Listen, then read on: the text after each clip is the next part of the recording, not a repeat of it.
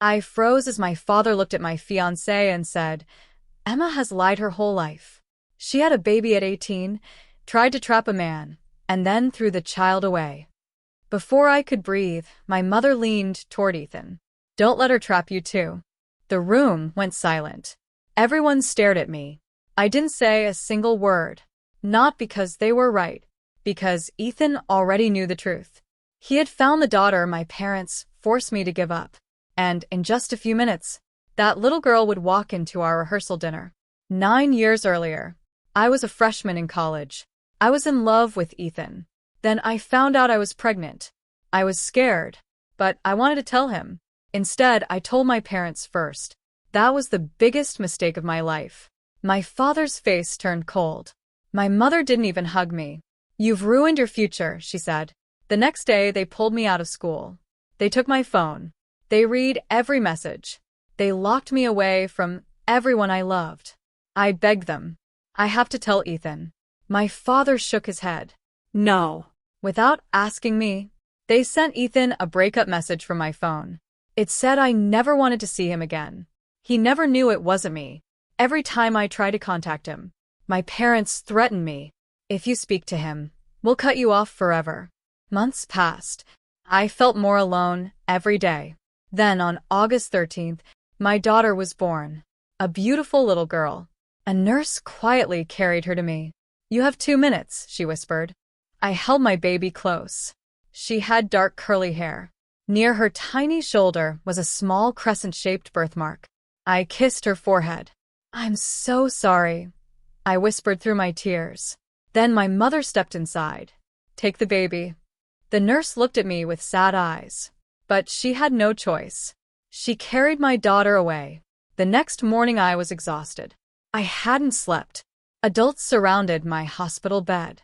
They all kept saying the same thing. "Adoption is your only choice. You'll destroy her life if you keep her. You need to sign." I felt trapped, broken, alone. Finally, I signed the papers. I thought I had no other choice. What I didn't know was that my parents told the adoption agency I never wanted contact. I never said that. Not once. Every year after that, on my daughter's birthday, I wrote her a letter. Letters she never received. Letters with no address. Years passed. I became a nurse. I tried to build a life. But part of me stayed in that hospital room forever. Then one ordinary day, everything changed. I was walking through the children's hospital where I worked. Someone called my name. I turned around, and my heart stopped. It was Ethan.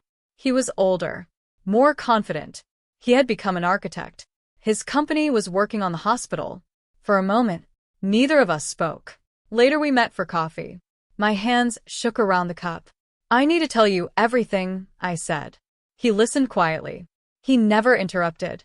When I finished, he looked straight at me. Could she be mine? I swallowed hard. The dates match. Without hesitation, Ethan agreed to take a DNA test. Then we waited. Weeks became months. One day, a new DNA match appeared. An 8-year-old girl, Lily Carter, listed as Ethan's probable daughter. Neither of us could believe it. But we weren't done yet. Ethan hired a private investigator. He also hired an adoption lawyer.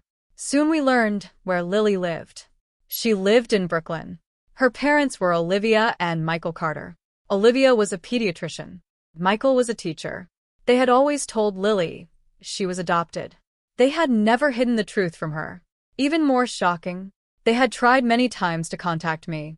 Every time, the adoption agency told them I wanted a clean break. That was another lie my parents had created.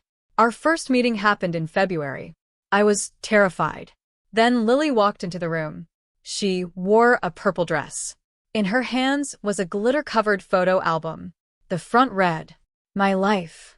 She smiled. Then she sat beside me, page after page. She showed me everything. Her birthdays, school pictures, holiday mornings, violin recitals, every memory I had missed. My eyes filled with tears. Then she asked the question I had feared for 9 years. "Did you want me?" I didn't even have to think. Yes. More than anything. She looked into my eyes, like she was searching for the truth. Then, she reached for my hand. Can you come back next week? I smiled through my tears. Yes. We came back. Again. And again. Every visit became easier. Every hug lasted longer. Olivia and Michael never acted afraid. They never tried to keep us apart. Instead, they smiled. Lily deserves everyone who loves her. Those words changed everything. By March, Lily made another decision. She wanted to come to our rehearsal dinner. She also wanted to be our flower girl. When my parents found out, they exploded. You're confusing that child. Stay away from her. They threatened to embarrass me at church.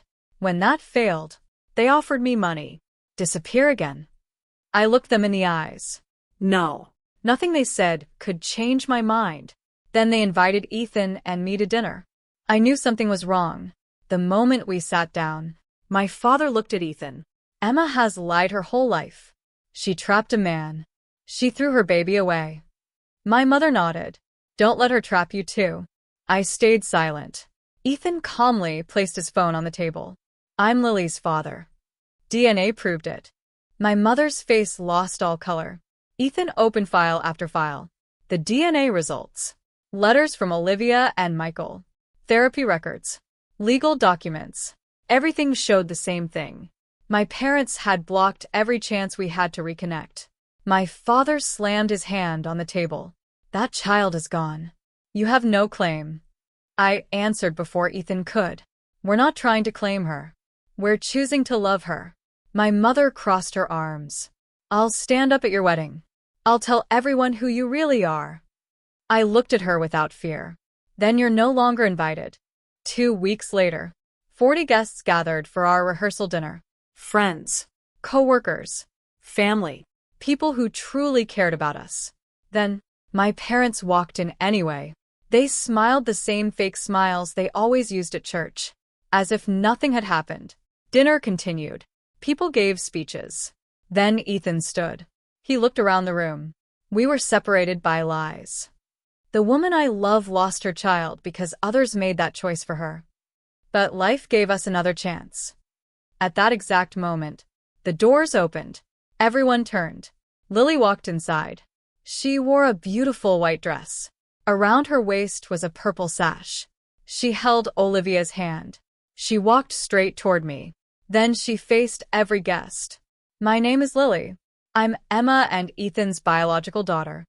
I have 2 moms. And 2 dads. The room became perfectly still. My mother suddenly stood. This child shouldn't be here. Lily slowly turned toward her. Her voice stayed calm. Are you the grandmother who didn't want me? No one spoke. My mother's mouth opened, but no words came out. Lily continued. Emma told me she wanted me. You stopped her. Is that true? The silence felt endless. Then an elderly woman from my parents' church stood up. She pointed toward the door. Leave. This is a celebration. You're poisoning it. One by one. Others stood too. Friends. Nurses. Ethan's family. Even church members my mother thought would support her. No one defended my parents. They looked around the room. Every face had turned away from them. Without another word, they walked out. The next afternoon, Lily scattered purple flower petals down the aisle. I followed behind her. Ethan looked at us. Tears rolled down his face. When we spoke our vows, we promised something simple. To choose truth over comfort. And love over fear. Today, Lily still lives with Olivia and Michael. They are wonderful parents. Every Wednesday, she has dinner with us.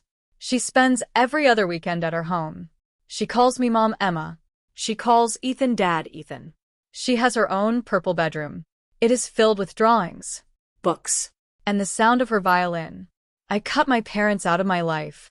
I have never regretted that choice. They taught me that blood can be used like a weapon. Lily taught me something far more important. A real family is made by the people who refuse to bury love.